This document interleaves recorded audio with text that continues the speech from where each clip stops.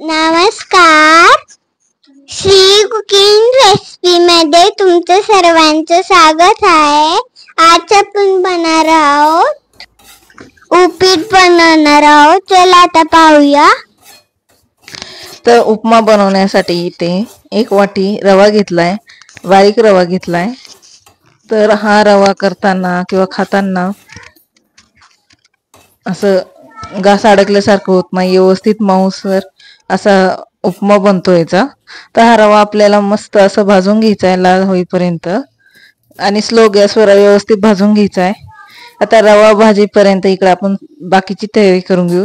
त्यासाठी इथं 2-3 हिरव्या मिरच्या घेतल्यात, ते कट करून घ्यायच्या आहेत. नंतर ओलं खोबरं घेतलंय, ते सुद्धा असं उभं कट करून घेतलंय.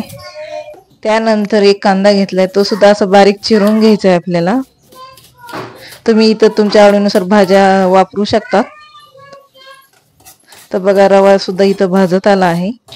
तर रवा भाजताना इथे मी थोडंसं 1 चमचा तेल टाकून रवा भाजून घेतलाय. तुम्ही तुपाचा सुद्धा वापर करू शकता. तर आता रवा भाजलाय ते एका प्लेटीत काढून घेते. चला आता उपमा करण्यासाठी एक कढईमध्ये आपल्याला तेल टाकून घ्यायचंय. कढई गरम झाली की त्यामध्ये आपल्याला तेल टाकायचंय.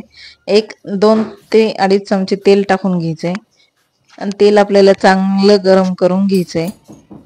त्यानंतर आपण बाकीची तयारी करू.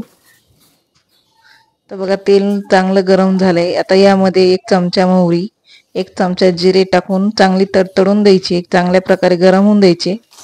फोडणी चांगली झाली तर उपमा खायला छान लागतो. नंतर मोहरी आणि जिरे तडतडल्यानंतर त्यामध्ये शेंगदाणे टाकायचे. शेंगदाणे सुद्धा आपल्याला व्यवस्थित असं तळून घ्यायचे. त्यानंतर बारीक चिरून घेतलेले मिरची सुद्धा टाकून घ्यायची. मिरची भाजल्यानंतर त्यामध्ये आपल्याला बारीक चिरून घेतलेलं खोबरं आणि कांदा टाकून घ्यायचा आहे. इथं तुम्ही गाजर, शिमला मिरची, बटाटा वगैरे वापरू शकतात.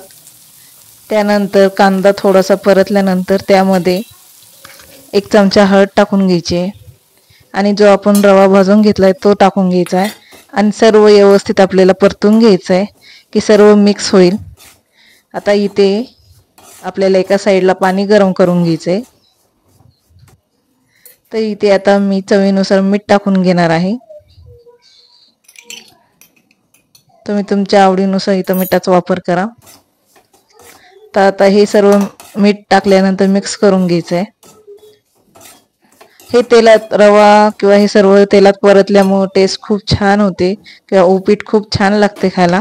नंतर गरम केलेलं पाणी त्यामध्ये टाकून आपण हे उपीट तुम्हाला हवं तसं प्रमाणात पाण्याचा वापर करा. जर तुम्हाला खूप मोकळा असा उपमा आवडत असेल तर पाण्याचा वापर कमी करा. इथे मी 1 वाटी रव्याला 1-2 वाटी गरम पाणी वापरलंय.